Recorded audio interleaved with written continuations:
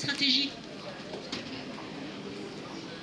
Parce qu'on ne va pas sur les réseaux comme ça en se demandant pourquoi je vais lancer ma page et puis on verra bien. Il faut avoir une vraie stratégie. Une stratégie, ça se construit. Alors j'ai cherché plein de modèles simples, de stratégies, pour poser facilement les choses et rien rater. J'ai fini par en trouver un qui m'a été fourni par Jean-Luc Boulin, le directeur du MOPA, c'est l'Office du tourisme, les offices du tourisme d'Aquitaine. Voilà, c'est ce qu'il appelle la matrice sociale. Au centre, les valeurs, les mots-clés. Tout ce qui fait les points communs entre tous ces membres complètement disparates de votre communauté, parce qu'ils sont forcément disparates ou très segmentés. Ça commence par là. En haut, ce qu'on appelle le storytelling, raconter une histoire. Votre page Facebook doit raconter une histoire. Moi qui suis journaliste, je traduis ça par le terme de ligne éditoriale aussi. De quoi vous allez parler, qu'est-ce que vous allez publier, quel est le contenu, quelle histoire vous allez raconter sur cette page jour après jour. Raconter une histoire, ça c'est vous qui parlez. Faire participer, il faut absolument que vous pensiez à de l'interactivité sur votre page.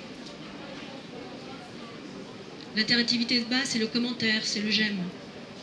Mais vous pouvez provoquer un peu plus d'interactivité, mettre en place des sondages, des mini-jeux, des jeux concours, en respectant la réglementation de Facebook et celle de la DGCCRF.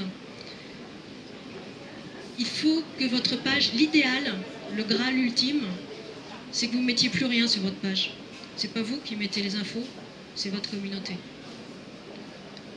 La publication de statut, c'est juste pour amorcer la pompe. Et si elle est bien conçue, votre page s'alimentera toute seule. C'est ce but-là qu'il faut viser quand on crée une communauté. Construire une identité, c'est ce que Madame disait au fond tout à l'heure. Oui, il faut charpenter votre image de marque. On parle souvent d'alimenter le mythe en marketing.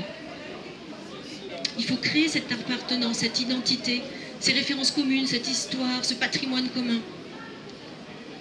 Il y a des pages qui le font très bien, ce sont surtout les pages, je trouve, de territoire. Les pages, l'exemple qui me vient à l'idée, c'est celle de Brive, Brive-la-Gaillarde. Petite ville qui était plutôt réputée pour son rugby et ses personnes âgées.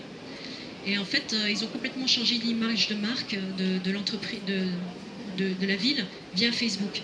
Ils ont créé une nouvelle identité. Leur slogan, c'était 100% Gaillard. Ça donne envie. Et après, ils ont inventé tout un tas de choses. Ils ont fait participer les gens en offrant des t-shirts avec marqué 100% Gaillard et en demandant aux gens de se photographier à l'autre bout du monde avec ce t-shirt, un peu comme Amélie Poulain là, avec ses nains de jardin.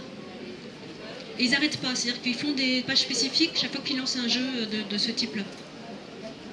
Donc eux, ils sont à fond dans je raconte une histoire, je fais participer, je construis une identité, je fidélise. C'est là où on peut créer des rendez-vous, on peut penser cadeaux, promos, offres spéciales, reconnaissance aussi, simplement de dire bonjour, merci, ah tiens, vous participez souvent sur la communauté, voilà un habitué, comment s'appeler les gens par leur prénom, par leur surnom, là vous fidélisez.